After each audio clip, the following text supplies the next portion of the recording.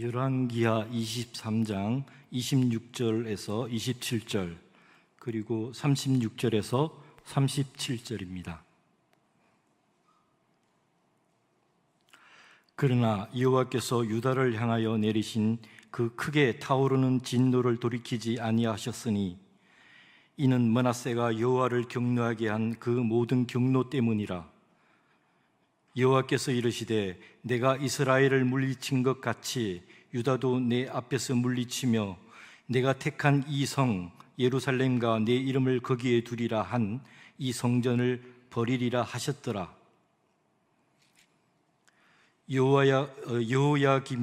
여호야김이 왕이 될 때에 나이가 25세라.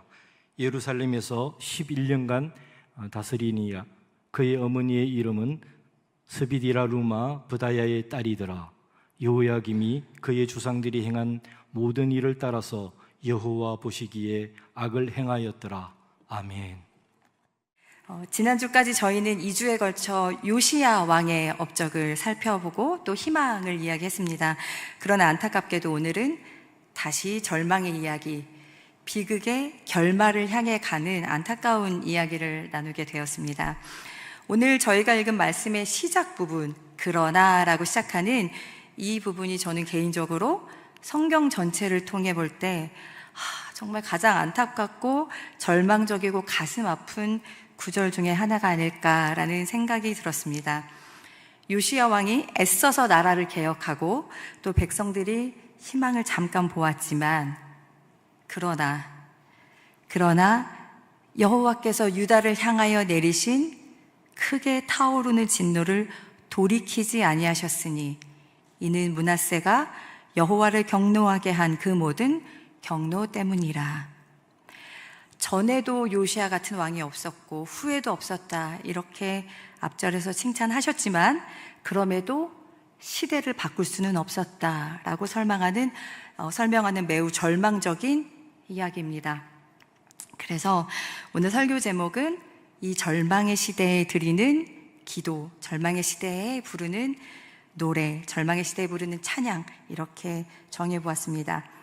여호수아서부터 지금 저희가 읽고 있는 이 열왕기하까지는요, 역사서로 분류가 됩니다. 그런데 이 성경이 이스라엘이 다 망한 후에 기록이 되었기 때문에 역사서를 읽으실 때에는 하나님이 어떤 꿈을 가지고 어떻게, 왜 이스라엘을 시작하셨는지, 이스라엘은 시간이 지나면서 무엇을 잃어버려서 여기까지 왔는지, 이것들을 여러분들이 함께 묻고 또 생각하시면서 함께 봐야 되는데요. 그래서 오늘은 저희가 지금 망해가는 유다를 보고 있잖아요. 그래서 하나님이 이스라엘을 시작하시면서 맨 처음에 꿈꾸셨던 것은 무엇이었을까? 또 하나님을 바르게 섬기지 않았던 왕들, 그들의 삶의 모습은 어떠했을까? 무엇으로 그것을 알 수 있을까? 그리고 그 시대를 살고 있는 성도, 백성들은 어떤 기도를 드릴 수 있을까? 오늘은 이 이야기를 좀 나누어 보려고 합니다. 지금 저는 청년들과 함께 출애굽기 그룹 성경 공부를 하고 있는데, 출애굽기는 총 40장으로 구성이 되어 있고요. 앞에 19장은 출애굽하는 이야기가 있고 21장, 더 많은 장을 할애해서 이 출애굽기의 이 뒷부분은요, 출애굽한 이스라엘이 신앙 공동체로 어떻게 세워졌는지, 꼭 필요한 요소는 무엇이었는지를 기록하고 있습니다. 하나님이 이스라엘 자손들을 애굽에서 이제 구원하셔서 홍해를 딱 건너게 하신 후에, 그러니까 하나님이 이스라엘 백성들에게 하나님이 어떤 분인지를 먼저 경험시켜 주신 후에 이스라엘과 언약을 맺는 장면이 나옵니다. 그런데 되게 특이한 건 네가 나랑 만약에 언약을 맺으면 내가 구원해 줄게, 이런 게 아니라 스스로 구원할 수 없는 이스라엘을 조건과 대가 없이 먼저 구원하셔서 노예로부터 또 학대로부터 하나님께서 자유하게 해주신 후에, 그리고 하나님이 물어보시는 장면이 나옵니다. 출애굽기 13장 또 24장 이렇게 언약의 내용이 나오는데요. 제가 이제 설명을 드리며, 하나님 이스라엘에게 이렇게 말씀하십니다. 내가 지금까지 어떤 하나님인지 눈으로 보았지? 내가 독수리 날개를 업어서 너희를 이렇게 데리고 나왔어. 비록 지금은 노예로 그저 주어진 운명에 적응해서 하루하루 주인이 주는 밥을 먹으며 주어진 노동을 하는 노예이지만 앞으로 달라질 거야. 내가 처음에 아브라함에게 주었던 약속을 내가 이루어 줄 거야. 내가 너에게 복을 주어서 너는 세상에 복이 되는 존재가 될 거야. 내가 너희를 제사장 나라, 하나님의 거룩한 백성이 되게 할 거야. 그런데 너희가 꼭 해야 할 게 있어. 그건 내 말을 듣고 언약, 우리의 약속을 지키고 그것을 자손들에게 전하는 거야. 이렇게 이제 말씀을 하시고, 그다음 백성들이 네, 저희가 그렇게 하겠습니다 하면서 이제 언약이 맺어지면서 드디어 이제 신앙 공동체가 시작이 됩니다. 그런데 여러분 잘 생각해 보시면요, 세상에 어떤 신이 자기 도움 없이 살 수 없는 백성을 조건과 대가 없이 구원해서 나를 섬기겠냐고, 나를 섬기는 민족이 되고 싶냐고 묻는 그런 세상의 신이 어디 있습니까? 우리 인간의 역사 속에서 어떤 신이 나를 따르겠냐고 그렇게 의사를 묻는 신이 어디 있겠습니까? 하나님은 이스라엘이 제사장 나라, 거룩한 백성이 된 후에 귀하게 대하신 것이 아니라 오히려 홀대받고 학대받고 명령에 익숙한 그 이스라엘을 먼저 하나님이 귀하게 대해 주셨다는 것을 출애굽기를 통해서 알 수 있습니다. 그건 우리가 잘해서 귀하게 대해 주시는 것이 아니라 하나님한테 우리가 귀한 존재이기 때문에 하나님께서 귀하게 대해 주시는 겁니다. 그래서 우리도 하나님을, 그리고 우리 서로를 그렇게 귀하게 여겨야 되고, 또 그것을 성경에 가르치고 있습니다. 이렇게 하나님의 백성이 되겠다고 언약을 맺은 이스라엘이 시내 광야에서 신앙 공동체가 되기 위해서 딱 세 가지 하나님이 명령하신 것이 있는데, 그게 뭐냐면요, 첫 번째 유월절을 지키는 거. 이 절기는 저희도 이제 절기를 기독교 전통에서 지키고 있는데요, 이 성경을 보시면 절기는 기억하고 기념하고 자녀들에게 전승하려는 목적이 있습니다. 그래서 이 유월절을 지키는 것, 그 다음에 이제 노예로 사는 게 익숙하던 그 애굽의 법에서 살던 이스라엘에게 새로운 법을 주십니다. 하나님의 자녀로 사는 율법을 행하는 것, 율법. 그 다음에 성막을 짓는 것, 하나님께 제사를 드리는 것. 이렇게 세 가지를 딱 이제 준비시켜 주시거든요. 근데 여러분, 이 율법, 유월절, 제사, 언약, 딱 혹시 기억난 사람이 혹시 있으신가요? 수요 예배를 매주 오신 분들은 기억하실 수도 있는데, 바로 저희가 전주까지 들었던 요시야 왕이 했던 이야기입니다. 요시야 왕의 신앙 회복, 국가 개혁, 그 사업이 바로 이거였습니다. 열왕기하 23장이 다 그 얘기거든요. 율법책을 모든 백성이 다 들을 수 있게 읽어주고, 하나님 앞에서 언약을 세우고, 우상을 다 척결하게 해서 그 성소를 깨끗하게 하고 다시 유월절을 시작한 이야기. 그러니까 이스라엘 백성들이 처음 신앙 공동체로 세워지기 위해서 해야 했던 것들, 그걸 그대로 요시야가, 남유다의 마지막 시대를 살고 있는 요시야가 그대로 다시 지켰습니다. 그러니 하나님의 마음이 얼마나 기쁘셨을까요? 그리고 또 이미 남유다의 운명을 결정하신 하나님의 마음이 한편으로 또 얼마나 애절하셨을까라는 생각을 해봅니다. 그렇게 하나님을 바르게 섬겼던 요시야가 애굽과 전쟁을 벌이다가 예상치 못하게 죽고 그의 아들 살룸이 왕이 됩니다. 살룸은 여호아하스라는 다른 이름을 가지고 있는데, 열왕기하에서는 여호아하스, 예레미야에서는 살룸으로 기록을 합니다. 그런데 애굽이 이 여호아하스를 3개월 만에 폐위시키고 다시 요시야의 다른 아들, 그러니까 이복 형제 엘리야김을 왕으로 세운 다음에 엘리야김을 여호야김으로 이름을 바꿉니다. 그 여호야김에 대한 그 성경의 평가, 그거 오늘 우리가 읽은 말씀 37절입니다. 제가 다시 읽어드릴게요. 여호야김이 그의 조상들이 행한 모든 일을 따라서 여호와 보시기에 악을 행하였더라. 저희가 이 구절 굉장히 익숙하죠. 열왕기 상하를 묵상하면서 굉장히 많은 왕들을 이렇게 평가를 하는데요, 여호야김이 구체적으로 어떤 악을 행했을까? 저희가 그거는 선지서들, 그러니까 그 당시 그 왕들이 살던 시대에 활동했던 선지서들을 통해서 저희가 확인을 할 수 있습니다. 제가 이제 예레미야 22장 11절에서 19절을 읽어드릴 텐데, 여기에는 요시야 왕의 칭찬도 있고요, 그 아들 살룸, 또 다른 아들 여호야김에 대한 하나님의 평가가 다 한 번에 나오거든요. 그러니까 제가 읽어드릴 테니까 그걸 생각하시면서 눈으로 함께 읽으시면서 하나님이 어떤 부분을 칭찬하셨고 어떤 부분을 책망하셨는가를 잘 생각해 보시면 좋겠습니다. 제가 읽어드리겠습니다. 여호와께서 유다 왕 요시야의 아들 곧 그의 아버지 요시야를 이어 왕이 되었다가 이곳에서 나간 살룸에 대하여 이와 같이 말씀하시니라. 그가 이곳으로 다시 돌아오지 못하고 잡혀간 곳에서 그가 거기서 죽으리니 이 땅을 다시 보지 못하리라. 불의로 그 집을 세우며 부정하게 그 다락방을 지으며 자기의 이웃을 고용하고 그의 품삯을 주지 아니하는 자에게 화 있을진저 그가 이르기를 내가 나를 위하여 큰 집과 넓은 다락방을 지으리라 하고 자기를 위하여 창문을 만들고 그것에 백향목으로 입히고 붉은 빛으로 칠하도다. 내가 백향목을 많이 사용하여 왕이 될 수 있겠느냐? 내 아버지가 먹거나 마시지 아니하였으며 정의와 공의를 행하지 아니하였느냐? 그때에 그가 형통하였느니라. 그는 가난한 자와 궁핍한 자를 변호하고 형통하였느니 이것이 나를 알미 아니냐? 여호와의 말씀이니라. 그러나 내 두 눈과 마음은 탐욕과 무죄한 피를 흘림과 압박과 포악을 행하려 할 뿐이니라. 그러므로 여호와께서 유다의 왕 요시야의 아들 여호야김에게 대하여 이와 같이 말씀하시니라. 무리가 그를 위하여 슬프다 내 형제여, 슬프다 내 자매여 하며 통곡하지 아니할 것이며 그를 위하여 슬프다 주여, 슬프다 그 영광이여 하며 통곡하지도 아니할 것이라. 그가 끌려 예루살렘 문 밖에 던져지고 나귀와 같이 매장함을 당하리라. 참 무서운 말씀인데요, 저희가 읽은 성경의 이 핵심에는 요시야는 어떻게 했냐? 15절, 하나님을 잘 섬겨 정의와 공의를 행하였기 때문에 그가 형통했다라고 성경은 평가하고요, 그의 아들들은 13절, 불의와 부정을 행하였기 때문에 화가 있다, 이렇게 성경은 기록을 합니다.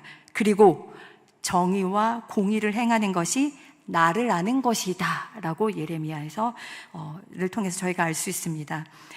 여러분, 이스라엘과 북이스라엘과 남유다가 멸망할 때의 사회상, 그리고 하나님의 그 책망은 제가 예언서에 구체적으로 기록되어 있다고 말씀을 드렸는데, 이 예언서에 가장 많이 나오는 단어가 바로 이 정의와 공의입니다. 왜 이렇게 정의와 공의로 하나님을 잘 섬겼던, 혹은 하나님을 바르게 섬기지 아니했다, 이거를 정의와 공의로 왜 평가를 하셨을까? 여러분, 다시 처음 이야기를 제가 들려드릴 텐데, 하나님이 이스라엘을 처음 만드시면서 이스라엘을 통해 하나님 나라를 만드시려는 꿈이 있으셨잖아요. 근데 그 꿈을 꾸시면서 아브라함에게 처음 하신 말씀이 있어요. 하나님의 꿈이 뭐였냐? 이스라엘을 통해 이스라엘을 내가 왜 만들 거냐? 그 꿈을 아브라함에게 말씀을 하셨는데, 창세기 띄워주시면 감사하겠습니다. 창세기 18장 17에서 19절입니다. 여호와께서 이르시되 내가 하려는 것을 아브라함에게 숨기겠느냐? 같이 읽을까요? 아브라함은 강대한 나라가 되고 천하 만민은 그로 말미암아 복을 받게 될 것이 아니냐? 내가 그로 그 자식과 권속에게 명하여 여호와의 도를 지켜 의와 공도를 행하게 하려고 그를 택하였나니 이는 나 여호와가 아브라함에게 대하여 말한 일을 이루려 함이니라. 아멘. 이 의와 공도를 행하게 하려고 할 때 의와 공도가 지금 정의와 공의로 번역된 단어랑 같은 단어입니다. 그것을 행하는 민족, 하나님을 잘 섬겨 하나님의 말씀을 따라 정의와 공의를 행하는 민족을 만들기 위해서 내가 아브라함을 택하였다. 하나님이 이 꿈을 말씀하신 것입니다. 그래서 하나님의 말씀을 따라 왕이 하나님을 바르게 섬길 때 나타나는 현상은 정의와 공의가 회복되고 세워지는 것, 그리고 반대로 하나님을 바르게 섬기지 않고 자기를 위하여 우상을 섬길 때, 자기를 위하여 자기 소견에 옳은 대로 주장하고 살아갈 때 그 공동체, 그 사회에 나타나는 현상은 불의와 부정입니다. 지금 남유다는 요시아와 같은 굉장히 훌륭한 왕이 있었지만 그 아버지 뒤를 잇지 못하는 불의한 아들들이 왕이 되었고, 사회는 부정부패로 가득해졌다. 게다가 외부로는 열강들의 침략 앞에서 언제 망할지 모르는 이 마지막 날들, 절망의 시대를 살아가고 있는 안타까운 이 백성들, 이 성도들을 위로하는 그 기도, 그 찬양이 바로 하박국에 나옵니다. 하박국이 바로 이 여호야김 시대에 활동했던 선지자거든요. 제가 그래서 하박국의 고백을 읽어드릴 텐데, 여러분 주일학교 때부터 굉장히 많이 불렀던, 너무나 잘 아시는 말씀이에요. 그때는 정말 해맑게 막 기쁘게 막 율동하면서 불렀는데 이게 이렇게 슬픈 기도인지 제가 몰랐습니다. 제가 그 앞절부터 다시 읽어드리겠습니다. 내가 들었으므로 내 창자가 흔들렸고 그 목소리로 말미암아 내 입술이 떨렸도다. 무리가 치러 올라오는 환난 날을 내가 기다림으로 썩이는 것이 내 뼈에 들어왔으며 내 몸은 내 처소에서 떨리는도다. 비록 무화과 나무가 무성하지 못하며 포도나무에 열매가 없으며 감람나무에 소출이 없으며 밭에 먹을 것이 없으며 우리의 양이 없으며 외양간에 소가 없을지라도 나는 여호와로 말미암아 즐거워하며 나의 구원의 하나님으로 말미암아 기뻐하리로다. 주 여호와는 나의 힘이시라. 나의 발을 사슴과 같게 하사 나를 나의 높은 곳으로 다니게 하시리로다. 아멘. 이 찬양은 어떤 근거 없는 희망, 허황된 낙관을 노래하는 것이 아닙니다. 여러분, 우리가 절망 앞에서 믿음이 없을 때, 절망의 시대를 살아갈 때, 그때 우리가 믿음이 없을 때 우리가 할 수 있는 것은 크게 두 가지입니다. 하나는 근거 없는 희망을 꿈꾸며 좋은 날이 올 것이다 라고 헛된 상상을 하고 헛된 믿음을 갖는 것. 예레미야의 시대에도 이 거짓 선지자 하나냐가 있었죠. 절대 망하지 않을 것이다, 하나님이 우리를 버리지 않을 것이다 라고 예언했던 선지자가 있었습니다. 그리고 또 하나는 비관하고 절망하여서 어차피 안 될 일에 힘쓰지 않는 것. 이 둘 다 믿음은 아니죠. 믿음은 단지 희망을 갖는 것이 아닙니다. 오히려 있는 그대로의 현실을 그대로 받아들이고 직면하고 하나님이 요구하시는 것, 그것이 무엇인지 하나님 말씀에 다시 귀 기울이고 하나님께 돌아가는 것입니다. 지금 우리가 해야 할 일, 옳다고 믿는 게 무엇인지, 그리고 혹시라도 남들도 그렇게 하니까 나도 그렇게 해온 것은 없는지, 관습대로 하던 불의와 부정, 그것이 내 삶에는 없는지, 내가 하는 일의 방식에, 내 일터에는 없는지 다시 살피고 발견한다면 하나님께 나를 불쌍히 여겨달라고 다시 마음을 찢고 하나님 앞에 돌이키는 일, 여전히 잘해야 하는 일, 바로 그것입니다. 제가 대학원 때 그 한국교회사 논문을 쓰면서 항일운동가, 특별히 그 신앙인들 중에 독립운동가 분들에 대한 이야기, 그 논문을 많이 보면서 제가 정말 놀랐던 것이 있었는데요. 끝까지 그 독립운동하고 중간에 이제 그 변절하지 않으셨던 분들, 그런 분들은 오히려 낙관적인 희망을 품었던 이들이 아닌 것에 제가 굉장히 놀랐습니다. 오히려 처음부터 하나님이 우리를 회복시켜 주실 거야, 하나님이 우리에게 좋은 날을 주실 거야, 이런 낙관적인 희망을 품었던 분들은 오히려 3.1 운동 이후에 큰 변화가 없자 되게 실망하면서 친일파로 변절하는 일이 되게 많았고, 그래서 한 30년대가 지나면 독립운동 하셨던 분들 중에서 친일파로 돌아서신 분들이 굉장히 많아졌다고 합니다. 그런데 끝까지 독립운동을 하셨던 분들의 어떤 기록, 일기, 인터뷰, 이제 이런 것들을 보면 그분들은 어떤 생각을 갖고 있었냐? 지금 당장 바뀔 세상에 대한 기대가 아니라 우리 때 이루지 못하더라도 우리 자손들이 스스로 힘을 길러서 독립해야 한다. 하나님이 우리에게 그 날을 주실 건데 언젠지 모르지만 그 날을 주실 때까지 우리는 다른 힘에 기대지 말고 우리 스스로 힘을 길러야 된다. 우리가 그 정신을, 그 태도를, 그 믿음을 우리 후손들에게 물려줘야 한다. 그것이 옳은 일이다 라고 믿었던 분들이 끝까지 독립운동을 할 수 있었다 합니다. 우리는 지금 어떤 시대를 살고 있는지 모릅니다. 모든 시대는 항상 그 시대가 지나간 후에 훗날에 평가되기 때문입니다. 하나님이 회복시키는 그 중일 수도 있고요. 지금이 또 하나님이 심판을 예고하셔서 작정하셔서 그 심판을 향해 저희가 침몰하는 시기를 지나고 있는지 저희는 잘 모릅니다. 또 개인적으로 여러분 중에 어떤 분들은 절망의 시기를 보내는 분도 있으실 것이고, 또 누군가는 절망을 지나 평안과 즐거움을 누리시는 분도 계실 것입니다. 그러나 우리 모두, 저와 여러분이 오늘 해야 하는 건 시대를 바꾸는 일이 아니라 하나님을 바르게 잘 섬기고 그분의 말씀에 귀 기울이고 그분의 말씀을 곱씹고 기도하고 고민하면서 옳은 일, 지금 내가 할 수 있는 정의와 공의를 배우고 행하는 것. 무엇이 나에게 좋은가? 무엇이 내 기분에 맞는가? 무엇이 내가 생각하기에 옳은가? 무엇이 나에게 유익이 있는가? 그 질문이 아니라 무엇이 하나님 앞에서 옳은가? 무엇이 하나님의 기쁨일까? 라는 고민을 가지고 다시 말씀을 읽고 묵상하고 공부하시면서 현실의 문제 가지고 씨름하시고 하나님을 찾아가는 일, 그리고 지금 당장 무엇이 바뀌지 않아도 낙담하지 않고 하나님으로 인해 즐거워하는 일.